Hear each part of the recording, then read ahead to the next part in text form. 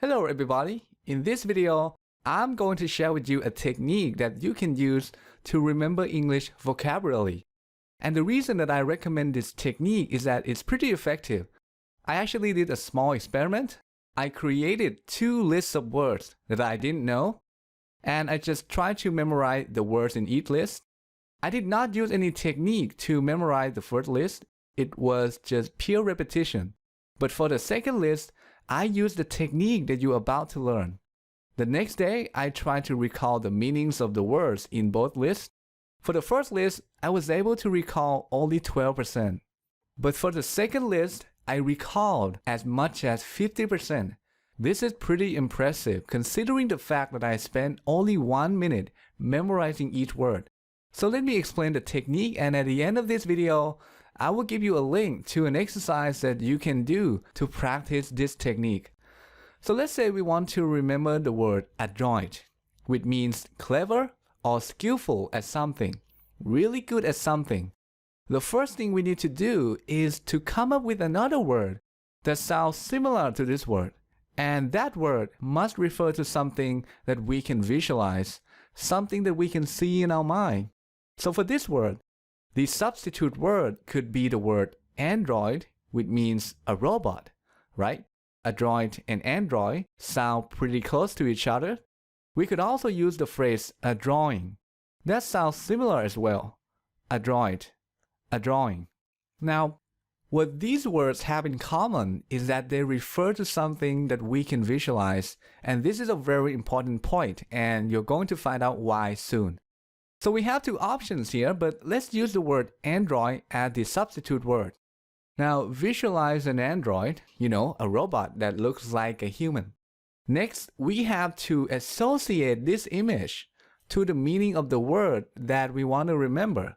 And again, the meaning is skillful at something. That's the meaning. So perhaps we can imagine the android doing something that requires a lot of skill. Maybe you can imagine the android playing the guitar on stage. Maybe there's a competition going on and we can imagine other guitarists come up on stage and try to compete with the android. But everybody loses because the android is very good at playing the guitar. The android is adroit at playing the guitar. So what we're doing here is associate the pronunciation with the meaning through an image or a story. We're creating an association between them. So when you come across this word again, the pronunciation will remind you of the association and therefore the meaning of the word. Let's take a look at one more example. Suppose we want to memorize the word lambaste, which means to criticize someone or something harshly. For the first syllable, lamb, we can use lamp, the animal, or lamp, the thing that generates light, add the substitute word. Now for the second syllable, baste, we can use bass, the musical instrument. And I also happen to have a friend named Bass, so personally I can use his name as the substitute word as well. But let's use lamb the animal and bass the musical instrument together.